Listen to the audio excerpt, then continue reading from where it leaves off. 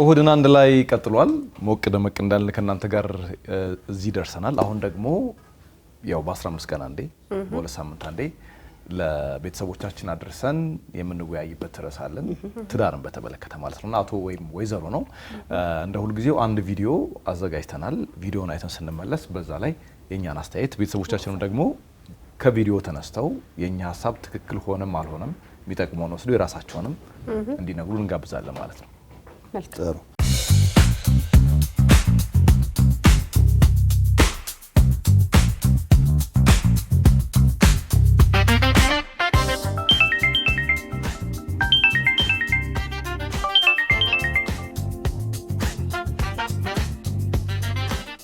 ሄሎ ማየኔ ልጅ በፍጹም ይሄን አያረግም አባቱ የገዛለት ስልክ አለ እሱን ደግሞ ትምህርት ሲዘጋና ረፍት ሲሆን ብቻ ነው የሚጠቀመው ወላጅ ይዞ የሚመጣው ነገ ጧት ነው እሺ እንግዳውስ በቃ ነገ ጧት አባቱን ይዞ ይመጣል እሺ አመሰግናለሁ ብሎ ትምህርት ቤት ስልክ ይዞ መግባት ጀመረ እኔ እኮ ይሄ ስልክ አይገዛ ብዬ ነበር ማን ሰምቶኝ እንደዚህ የሚያቀብጠው አባቱ ነው አይደለ ቆይባ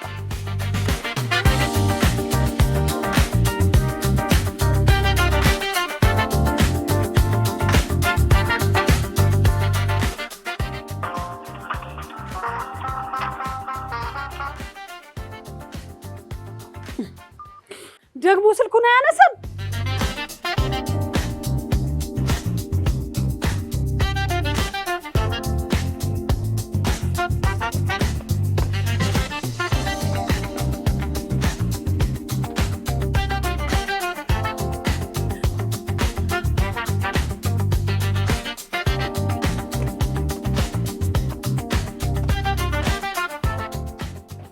መጣ ስጠብቀህ ነበረ ምን ነው በሰላም ምን ሰላም አለ ለልጁ ስልክ ገዝተህ ሰጠህ ልጁ ትምህርቱን መማርተቶ ስልክ ላይ ነው የሚውለው ተብሎ ተደወለልኝ እኔ እኮ ስልክ የሰጠሁት ከጓደኞቹ እንዳያንስና እንዲያጠናበት ብዬ ነው ምን ያጠናል በስልኩ አላግባብ የሆነ ነገር ሲመለከት ከትምህርቱ ወደ ኋላ ቀረ በደና የሚማሩትንም ልጆች በአግባቡ ትምህርታቸውን እንዳይከታተሉ አደረጋቸው የኔ ልጅማ አያደርገው አድርጎትማ ነገ ጧት ወላጅ ይዞ እንዲመጣ ተደወለልኝ ነገ ጧት የመሄድ ያንተ ድርሻ ነው እሱ ያንቺም ድርሻ ነው መቆጣጠር ነበረብሽ ገዝተህ የሰጠኸው አንተ አይሆንም እንዳገዛለት እያልኩ እንዲበላሽና በትምህርቱ ዝቅተኛ ውጤት እንዲያመጣ ያረካው ራስህ ነህ ስርዓት ያዢ የምትናገሩኝ ታውቂያለሽ ግን ልጄ እንዲበላሽ ብዬ ስልክ ሰጠዋለሁ እንዴት ብታስቢኝ ነው እኔ አዳዲስ ነገሮችን እንዲያውቅበት ብዬ እንጂ ይሄ ነገር ይመጣል ብዬ እንዴት አሰብኩኝ አንቺ መቆጣጠር ነበረብሽ እሱን ከመምህሩ ጋር ታወራለህ እሱን አብረን ሄደን እንነጋገራታለን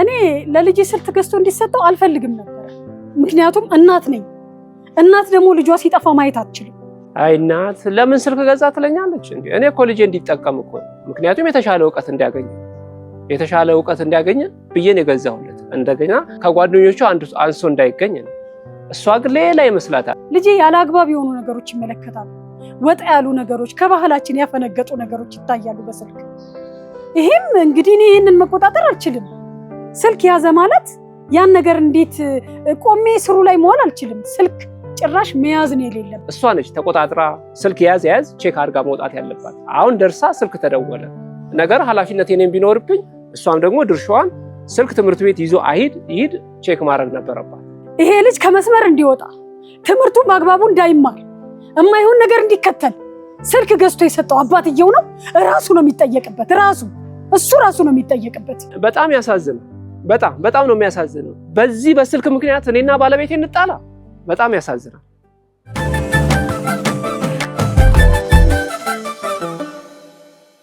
እንዴት አያችሁት ትንሽ ተላከልናስ እኔ አሁን ግራ ይገባኛል የዚህ ሐሳብ ማለት ትክክል ነው አይደለም ለማለት ይሄ ሁላችንም ቤት ያለ ነገር ነው ኦፍ ኮርስ ነገርየው በጣም ይጠቅማል ቴክኖሎጂውን መጠቀማቸው ማየታቸው እንደገና ደግሞ እንደዚህ ልክም ያልሆነ ነገር አለው እኔ ይሄ ስልክ መሰጠቱ ላይ ሳይሆን ትኩረት ያደረኩት አሁን በልጅ አስተዳደግ ላይ ሁሉም ወላጅ መቼም ልጁን በስነ ምግባር አንጾ ጥሩ ዜጋ ለማፍራት ሁሉም ወላጅ የሚፈልገው ነገር ነው። ልጅ ስናሳድግ የመጨረሻው ግባችንም ጥሩ ዜጋ ማፍራት ነው ብዬ ነው ማምነውና በልጅ አስተዳደግ ሂደት ውስጥ ደግሞ ትልቁ ሚና የሚጫወቱት ተዋናዮች እናትና አባት ናቸው። እናትና አባት ተመሳሳይ አቋም የማይወስዱ ከሆነ ልጅ ላይ በነገራችን ላይ በጣም ከባህሪ ያፈነገጠ ልጅ ነው የምናፈራውና እኔ እነሱ ላይ ያስተዋልኩት ነገር አንተ ነህ አንቺ ነሽ ለምሳሌ ወይ እናትየው ስትቆጣ አባትየው ለስለስ ይላል ስለዚህ ልጆች መሸሸጊያ ያገኛሉ አባት ሲቆጣ ደግሞ እናት ለስለስ ትላለች እናትና አባት በማንኛውም አይነት ሁኔታ ውስጥ ልጅ አስተዳደግ ላይ ተመሳሳይ አቋም ነው መውሰድ ያለባቸው ስልክ መሰጠት ያለበትም ከተባለ እናትም አባትም እኩል አቋም ወስደው በቃ ስልክ አይሰጥህም ነው ልጁ መባል ያለበት እንጂ እናት ከልክላ አባት ስትፈቅድ በጣም ልጁን እየጎዳ ነውና እኔ ስልክ ከመሰጠቱ በላይ የሁለቱ ተመሳሳይ አቋም ላይ አለመሆን ነው በደንብ የታየኝ የዛሬው ጉዳይ ትንሽ አይደለም በጣም ሰፊ ነው ያው ልጆች ለትዳር መፍረስ ወይ ደግሞ በትዳር ውስጥ በሚኖር ቆይታ ለጸብ መነሻ እንደሚሆኑ የሚያሳይም ጭምር ነው ከልጆች አስተዳደግ ባሻገር የባልና የሚስቱን ጉዳይ በጣም አሳሳቢ ይመስለኛል እዚህ ጋር አሁን የሚያጋጫቸው ጉዳይ እየተፈጠረ ነው ማለት ነው ትዳር አይደል ያው ህይወት በአብዛኛው የሚንጸባረቀው ትዳር ላይ የምናደርገው ነገር ነው ያው ትዳሩን በመስራት የመራ ሰው ሀገር ይመራል ይባላል ጅማሩ እዛ ጋር ትክክል ካልሆነ በዛ ደረጃ ነው የሚያድገውና ጥሩ ነገር ሲሆን የግል ማድረግ ለምሳሌ ባል ልጁ ጥሩ ነገር እያመጣ ከሆነ የሱን ክሬዲት ከፍ የማድረግ መጥፎ ነገር ሲሆን ደግሞ ሚስትን የመውቀስ እንደገና ደግሞ በተቃራኒው እንደዛ ሚስት ባልን የመውቀስ ነገር አለና ግን አንዳንዴ የሆኑ ነገሮች ሲፈጠሩ እንዴት ነው ኃላፊነቱን ወስዶ የሚለው ነገር በጣም ትልቁ ጉዳይ ይመስለኛል ማን ተጠያቂነቱንም ሽልማቱንም ማለት ነው እኔ ግን ለልጆቻችን የሚበጃቸውና የማይበጃቸውን ነገር መለየት ያለብን እኛ አይደለንም ወይ ነው ከመቼ ወዲህ ነው ስልክ ለልጅን ገዝቶ መስጠት የወላጅነት ትልቅ ተምሳሌት ወይም ልጅን መውደዳችንን ፍቅራችንን ማሳያ ይሆነው ልጄ ከሰው እንዳያንስብኝ ነው ማለት ከሰው ማያሳንሰውን መንገድ እየጠረጉ የሚያሳዩ ወላጆች አይደሉ እኛ ነን እኮ ለልጆቻችን የትኛው መንገድ ልክ መሆኑን የምናሳያቸውና ስልክ ገዝቶ መስጠት ልጅን ከሆነ ነገር ጋር ያነጻጸርን ከሰው ጋር እሱ ትልቁ ስተት እንደኔ የሚመስለኝ እሱ ጋር ነው መጀመሪያ ልጅህን እንደ ቤት ነው እንዳንተ ነው የምታሳድገው በቃ እንደ እናትነታችን እንደ ራሳችን እንደመጣንበት ከዛ እንደ ቤታችን ይሄ ነው የኔ የቤቴ መመሪያ ብለን እንደምናስበው ነው የምናረጋው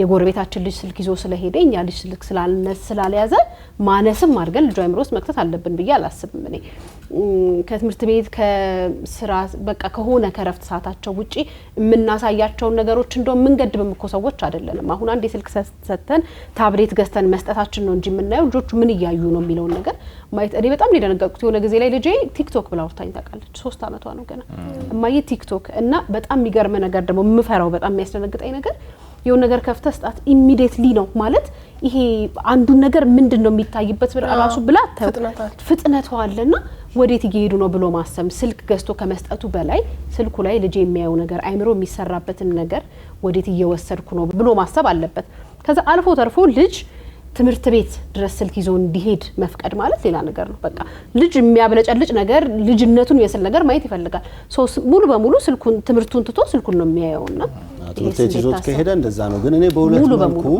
ሁለት ነገር ሆኖብኝ ነው ከሌሎች ልጆች እንዳያንስብኝ ያለው በቃው ነው ቁሱ ነው ወይስ በእንቱ ነው አይ ልጆቼ ምናልባት ሌሎች ስልክ ይዘው የሚመጡ ልጆች ሊኖሩ ይችላል በነገራችን ላይ ማለት ቅድም ስንቴ ራሱ እያነሳው ነበር እኔ አላቅም ጀነራላይዝ ማድረግ አልወድም ግን ጠቅለል ስናደርገው ብዙ አባቶች ወይም ወንዶች ልጅ ጥሩ ስራ ሲሰራ ጎበዝ የኔ ልጅ ነው የሚሉት ልጅ ጥፋት ሲያጠፋ አንቺ ነሽ ነው የምትባለውና እኛ ስናድግም ባየነውም በሰማነውም ብዙ ጊዜ ለምን እንደሆነ አላቅም ልጅ ጥፋት ሲያጠፋ አባቶች ክሬዲቱን አይወስዱም ኢቭን ጥፋት ሲያጠፋ ብቻ ሳይሆን ልጆች የሆነ ነገር ሳይደረግላቸው ራሱ ሲቀሩ ወይ አልታጠቡም ወይ አልበሉም ምናምን የሚስት ጥፋት ነው ወይ የሆነ ነገር አልተደረገም የሚስት ጥፋት ነው ብቻ ልጅ ጥሩ ሲሆን ያባቱ ልጅ ጀግና ምናምን ይባላልና ይሄ ራሱ በጣም ከባሎች ላይ መውረድ ያለበት ልጅ የእናትም ያባትም የሚስትም የባልም ውጤት ነው ስልክ የመያዝ እድሜ ላይ የደረሰ ልጅ እኮ ሊሆን ይችላል ጓደኞቹ ስልክ ይዘው ሊሆን ይችላል ስልክ መያዙ በራሱ ጥፋት ላይሆን ይችላል ግን እናትና ዳይሬክተሩ አስጠርት ትምህርት ቤቱን እንትን አስጠራችሁ ነው እኮ ትክክል ነው ልጅ ስልክ ስለያዘ አስጠራችሁ ይላል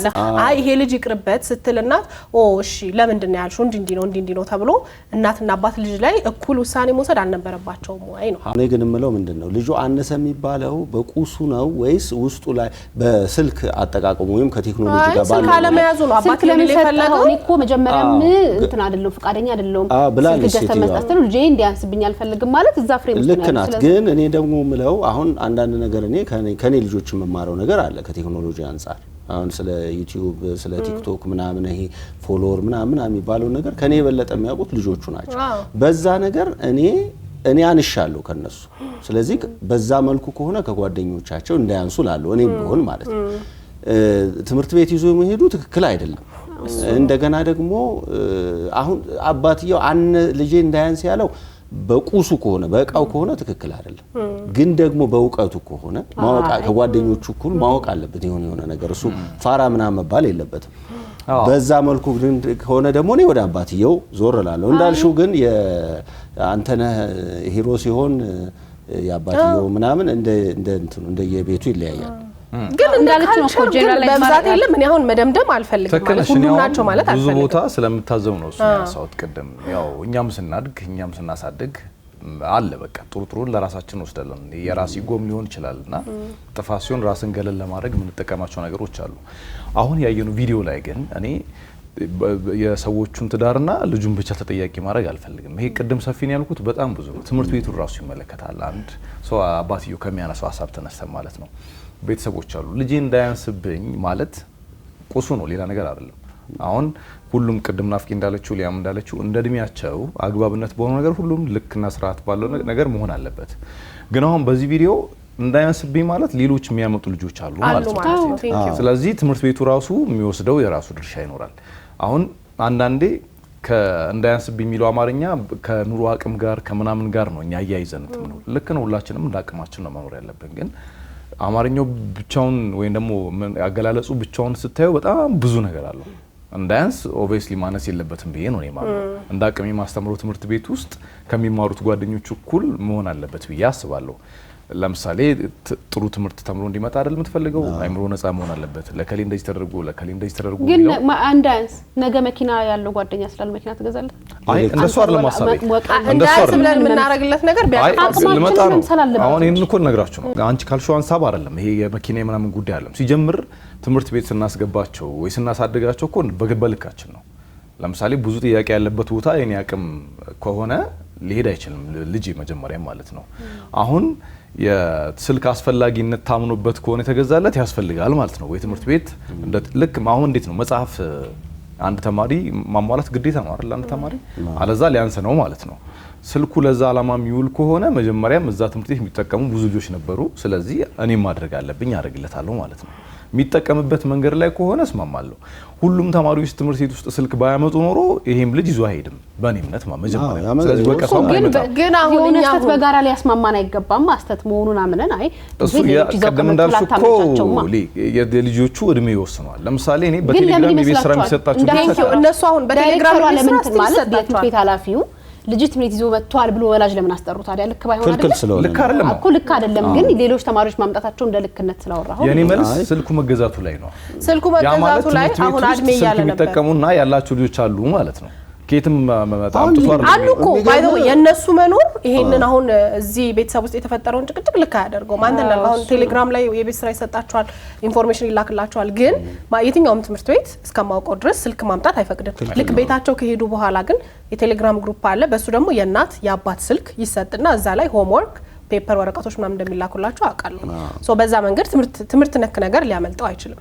ግን አሁን እኔ ትልቁ ምስል ብዬ ማምነው እዚህ ጋር ልጆች ባልና ሚስት አለመግባባት እንዲፈጠር ጭቅጭቅ እንዲፈጠር የልጅ አስተዳደጋችንን እንድንስት በጣም ትልቅ መንስኤ ሊሆን ይችላል። ልጅ አስተዳደጋችን ትዳራችን ላይ ራሱ ቁርሾ ይፈጥርና ቤት ውስጥ ግሩፒንግ ይፈጠራል። ባይዘው እንደዚህ አይነት ፋሚሊ አለና አባት የሆነ ነገር ሲያደርግ ለእናት እንዳትነግራት እሺ ምናምን ብሎ እናት የሆነ ነገር ስታደርግ አባትህ እንዳይሰማ ብለው ማለት ነው።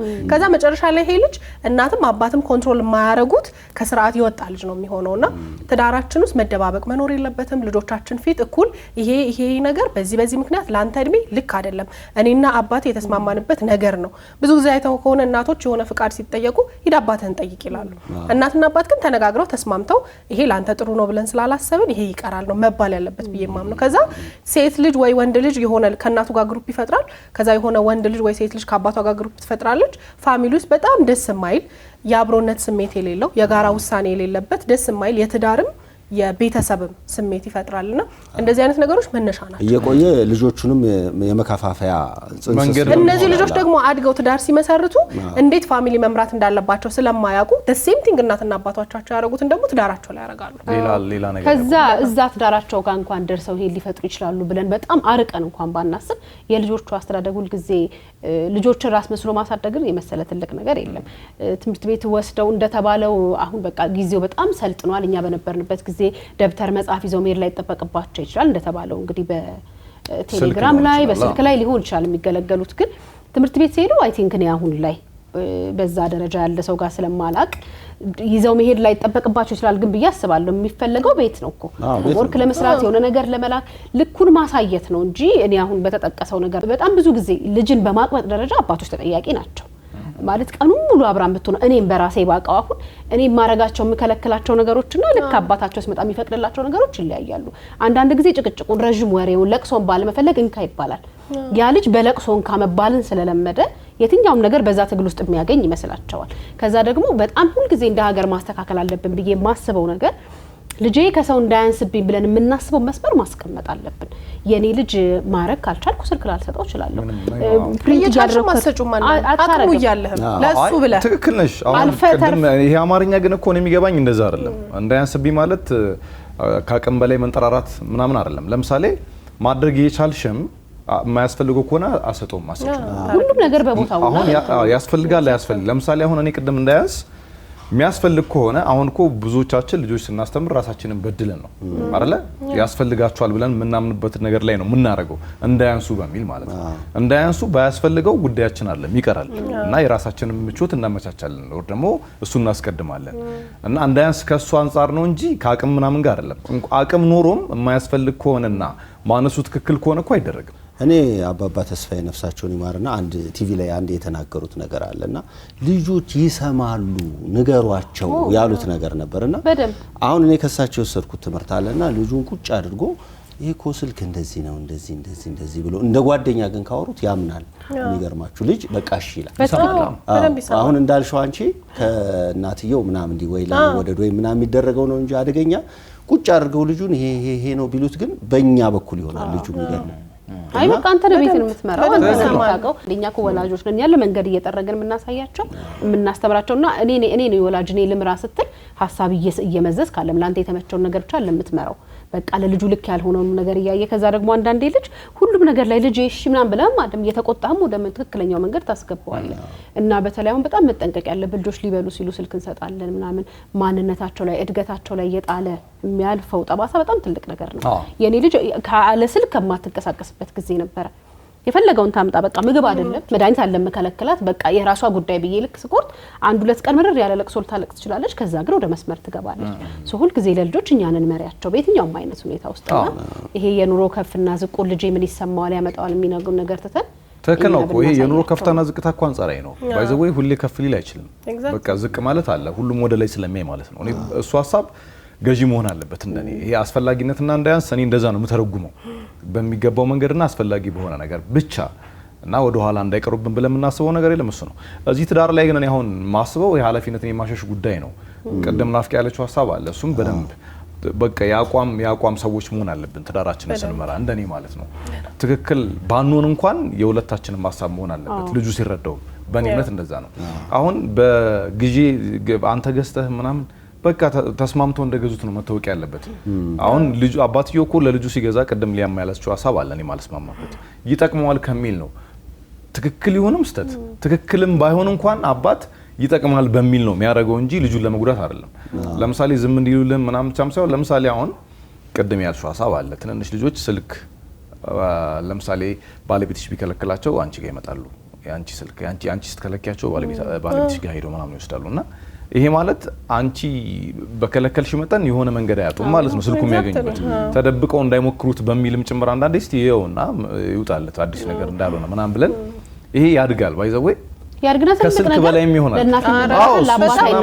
በነገር ላይ ትልልቅ ልጆች ሆነው 30 ምናምን እድሜያቸው ሆኖ ሱስ ውስጥ ምናምን ገብተው ማይሆኑ አባት ሳሎን ተቀምጦ እናት በጓሮ አዘለል አስገብታ ብለታ ምናምን በጣም በየሰፈራችን ብዙ ልጆች ይሄ የሚጀምረው ባይዘው ከህፃንነት ነው። እንደውም የስነ ልቦና ምናምን ባለሙያዎች አባት ልጅን ከገረፈ እናት ማባበል የለባትም።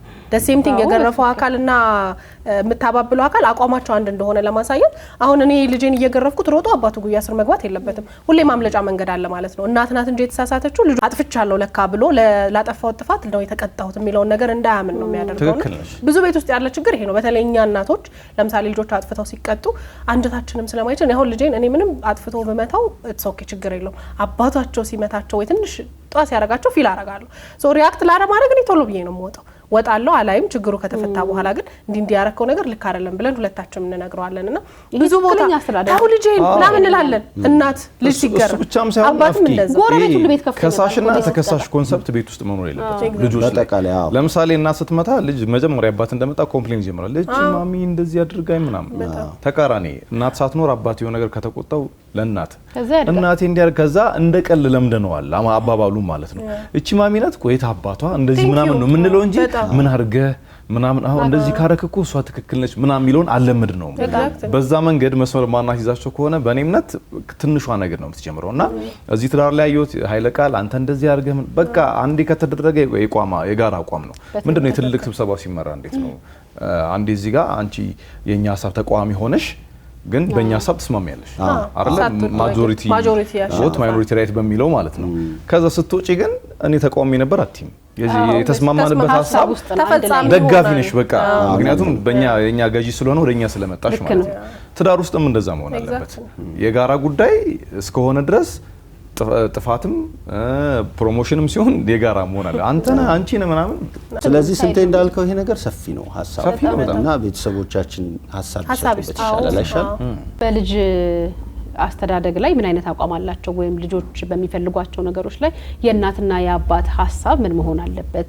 እንዴትስ አድርገን ነው የልጆችን ፍላጎት የምናስተናግደው? ቤተሰቦቻችን እንግዲህ ዩቲዩብ ላይ እየገቡ ሀሳባቸውን ያስቀምጡልን። እነሱስ ቢሆኑ በዚህ ጉዳይ ላይ ምን አይነት ሀሳብ ምን አይነት አቋም ነው የሚኖራቸው የሚለውንም ቢያስቀምጡልን እኛም እንማርበታለን። ብዙ ሰውም ያየዋል። ቀሪ የውድና አንድ ላይ ዝግጅቶች ይቀጥላሉ። መልካም ጊዜ